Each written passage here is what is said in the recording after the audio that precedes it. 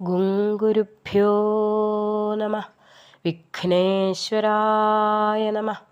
ജയ് ശ്രീ രാധേ രാധേ രാധേ രാധേ രാധേ ശ്യാം. എല്ലാ സജ്ജനങ്ങൾക്കും നമസ്കാരം.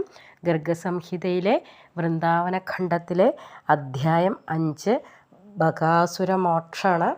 എല്ലാവർക്കും അറിയണ കഥയാണ്. എല്ലാവർക്കും ഒരിക്കൽ കൂടി നന്ദി പറഞ്ഞുകൊണ്ട് സമർപ്പിക്കുകയാണ്. കുറച്ചധികം കാലതാമസം വന്നു. എല്ലാം രാധാറാണിയുടെ ഇച്ഛ പോലെ നടക്കട്ടെ. എല്ലാവർക്കും രാധാകൃഷ്ണന്മാരുടെ അനുഗ്രഹം ഉണ്ടാകട്ടെ എന്ന് പ്രാർത്ഥിച്ചുകൊണ്ട് സമർപ്പിക്കണം.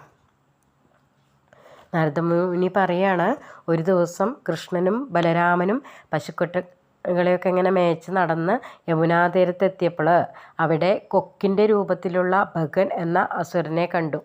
ശ്വേതപർവ്വതത്തെ പോലെ ഉയർന്നവനായിരുന്ന ആ അസുരന് വളരെ പൊക്കമുള്ള കാലുകളും മേഘഗർജനം പോലുള്ള ധ്വനികളും ഉണ്ടായിരുന്നു. ആ അസുരനെ കണ്ടപ്പോൾ തന്നെ ഗോപബാലന്മാരൊക്കെ പേടിച്ചോടാൻ തുടങ്ങി. അവൻ്റെ കൊക്കുകൾ വജ്രം പോലെ മൂർച്ച ഉള്ളതായിരുന്നു. കണ്ട ഉടനെ തന്നെ അവൻ ശ്രീകൃഷ്ണ ഭഗവാനെ കൊത്തിയെടുത്ത് വിഴുങ്ങി. അത് കണ്ട് സകല ഗോപന്മാരും കരയാൻ തുടങ്ങി. കരഞ്ഞ് കരഞ്ഞ് അവർ നിശ്ചേഷ്ടരായി. അപ്പോൾ ഹാഹാകാരം മുഴക്കിക്കൊണ്ട് മുഴുവൻ ദേവന്മാരും അവിടെ എത്തി. ഇന്ദ്രൻ ഉടനെ വജ്രായുധത്താൽ ബകാസുരനെ പ്രഹരിച്ചു. ആ പ്രഹരമേറ്റ് ബകാസുരൻ താഴെ വീണെങ്കിലും ഉടനെ തന്നെ എഴുന്നേറ്റ് നിന്നു. ബ്രഹ്മാവ് കോപിഷ്ഠനായി ബകാസുരനെ ബ്രഹ്മദണ്ഡം കൊണ്ട് പ്രഹരിച്ചു.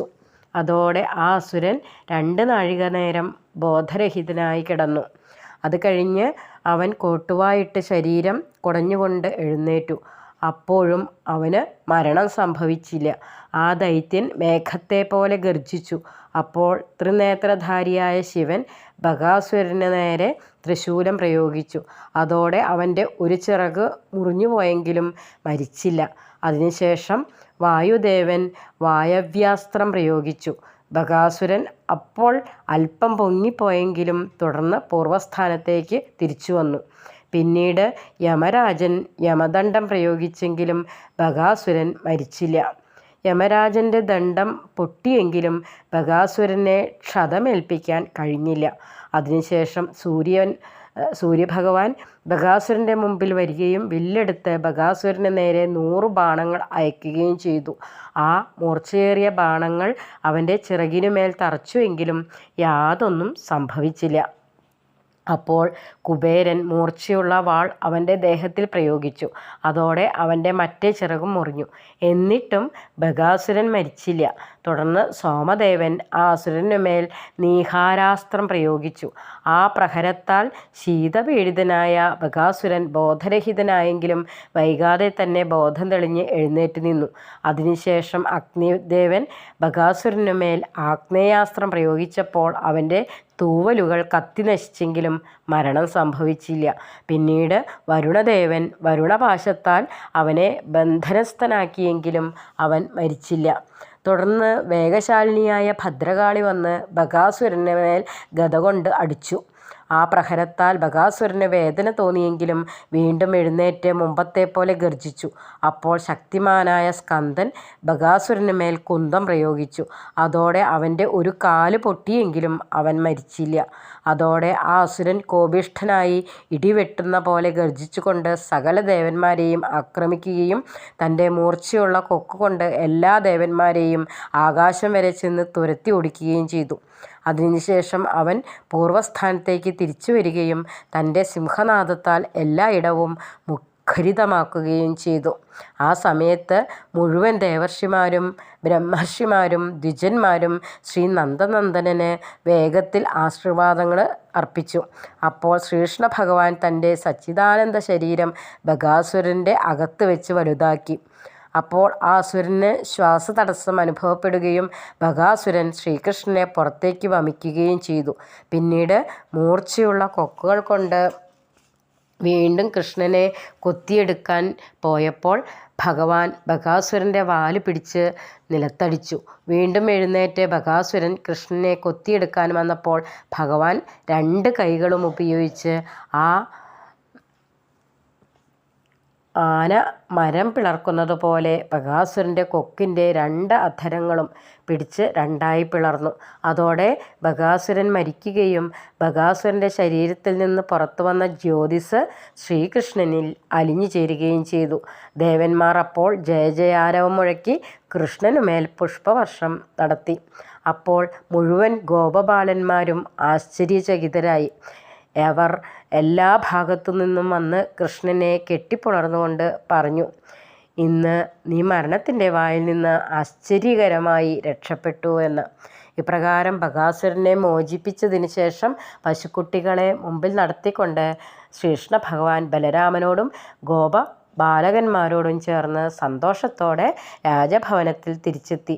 പരിപൂർണതമനായ ശ്രീകൃഷ്ണ ഭഗവാന്റെ അത്ഭുത ലീലകളെ ഗോപബാലന്മാർ വീട്ടിൽ തിരിച്ചു വന്നതിന് ശേഷം വിസ്തരിച്ച് വർണ്ണിച്ചു. അത് കേട്ടിട്ട് മുഴുവൻ ഗോപന്മാരും അത്യധികം വിസ്മയിച്ചു പോയി.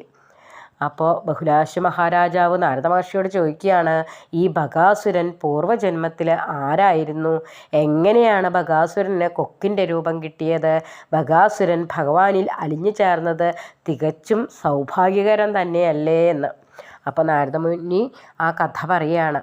ഹയഗ്രീവൻ എന്ന ദൈത്യൻ്റെ ഒരു പുത്രനായിരുന്നു ഉൽക്കലൻ. അവൻ യുദ്ധത്തിൽ ദേവന്മാരെ തോൽപ്പിച്ച് ദേവേന്ദ്രൻ്റെ കുട തട്ടിയെടുത്തു. ആ അസുരൻ മറ്റനേകം രാജാക്കന്മാരെയും മനുഷ്യരെയും തോൽപ്പിച്ച് രാജസമ്പത്ത് തട്ടിയെടുത്ത് 6 വർഷം സൗഭാഗ്യകരമായി രാജാവായി സുഖഭോഗങ്ങളൊക്കെ അനുഭവിച്ചു.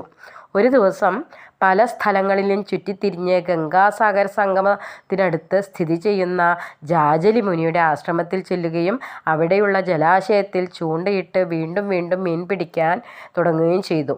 മീൻ പിടിക്കുന്നത് മുനി തടഞ്ഞുവെങ്കിലും മുനിയുടെ വാക്കുകൾ മാനിക്കാതെ ആ അസുരൻ വീണ്ടും വീണ്ടും മീൻ പിടിച്ചു. അപ്പോൾ മുനിശ്രേഷ്ഠനും സിദ്ധനുമായ ജാജലി ഉൽക്കലിനെ ശപിച്ചുകൊണ്ട് പറഞ്ഞു, നീ കൊക്കിനെ പോലെ മീൻ പിടിക്കുന്നത് കൊണ്ട് കൊക്ക് തന്നെ ആയിത്തീരട്ടെ എന്ന്. ഇത്രയും പറഞ്ഞു കഴിഞ്ഞപ്പോൾ ഉൽക്കലൻ കൊക്കായി പരിണമിച്ചു. അതോടെ അവൻ്റെ എല്ലാ ഗർവും ഇല്ലാതായി. അപ്പോൾ അവൻ മുനിയുടെ കാലിൽ വീണുകൊണ്ട് അപേക്ഷിച്ചു, തനിക്ക് അങ്ങയുടെ പ്രചണ്ഡ തപോബലത്തെപ്പറ്റി അറിയില്ലായിരുന്നു. അതുകൊണ്ട് തന്നെ രക്ഷിച്ചാലും അങ്ങയെപ്പോലെ ഉത്തമ മഹാത്മാക്കളുടെ സമ്പർക്കം ഉത്തമ മോക്ഷത്തിന് കാരണമായി തീരും. ശത്രുവിലും മിത്രത്തിലും മാനത്തിലും അപമാനത്തിലും സ്വർണത്തിലും മണ്ണിലും സുഖത്തിലും ദുഃഖത്തിലും സമഭാവന വെച്ച് പുലർത്തുന്ന അങ്ങയെപ്പോലുള്ള മഹാത്മാക്കളാണ് യഥാർത്ഥ സന്യാസി. അതുകൊണ്ട് ഈ ഭൂമിയിൽ മഹാത്മാക്കളുടെ ദർശനത്താൽ മനുഷ്യർക്ക് ഏത് മനോരഥമാണ് പൂർണ്ണമാകാത്തത്? ബ്രഹ്മപദവും ഇന്ദ്രപദവും രാജപദവിയും യോഗസിദ്ധിയും എല്ലാം മുനിമാരുടെ കൃപ കൊണ്ട് ലഭ്യമാകണു. ജാജലി മുനെ, അങ്ങേപ്പോലുള്ള മഹാത്മാക്കളുടെ കൃപയാൽ ധർമ്മവും അർത്ഥവും കാമവും സിദ്ധിച്ചാൽ അതിൽ എന്താണ് അത്ഭുതപ്പെടാനുള്ളത്? സാധുപുരുഷന്മാരുടെ കൃപ കൊണ്ട് സാക്ഷാൽ പൂർണ്ണ ബ്രഹ്മപ്രാപ്തിയും നമുക്ക് സാധ്യമാകുന്നു. ഉൽക്കലൻ്റെ വിനയയുക്തമായ ഈ വാക്കുകൾ കേട്ടപ്പോൾ ജാജലി മുനി പ്രസന്നനായിട്ട് 60,000 വർഷങ്ങൾ തപസ്സനുഷ്ഠിച്ചിട്ട് ഉണ്ട് ഉൽക്കലനോട് പറഞ്ഞു. ആ ജാജലി മുനി ആണ് 60,000 വർഷങ്ങൾ തപസ്സനുഷ്ഠിച്ചിട്ടുള്ളത്. അദ്ദേഹം അത്രയ്ക്ക് മഹാനാണ്.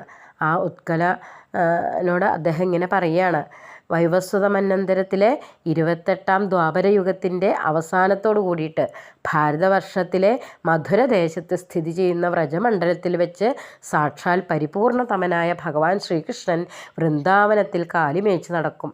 അപ്പോൾ നീ ശ്രീകൃഷ്ണ ഭഗവാനിൽ അലിഞ്ഞു ചേരും, ഇതിൽ സംശയമില്ല. ഹിരണ്യാക്ഷൻ മുതലായ ദൈത്യന്മാർ ഭഗവാനോട് വൈരഭാവം പുലർത്തി പരമഗതി പ്രാപിച്ചുവെന്ന്. ഇപ്രകാരം ബകാസുരനായി മാറിയ ഉൽക്കല ദൈത്യൻ ജാജലി മുനിയുടെ വരദാനത്താൽ ശ്രീകൃഷ്ണ ഭഗവാനിൽ അലിഞ്ഞു ചേർന്നു. മഹാത്മാക്കളുടെ സമ്പർക്കത്താൽ എന്താണ് സുലഭമല്ലാത്തത് എന്ന് ഗർഗഭാഗവതം ഇവിടെ നമുക്ക് പറഞ്ഞു തരുന്നു. എൻ്റെ ഈ വാക്കുകൾ ആ രാധാകൃഷ്ണന്മാരുടെ പാതാരവിന്ദത്തിൽ സമർപ്പിക്കുകയാണ്. എല്ലാവർക്കും രാധാകൃഷ്ണന്മാരുടെ അനുഗ്രഹം എപ്പോഴും ഉണ്ടാകട്ടെ എന്ന് പ്രാർത്ഥിക്കുന്നു. ജയ് ശ്രീ രാധേ രാധേ രാധേ രാധേ രാധേ ശ്യാം.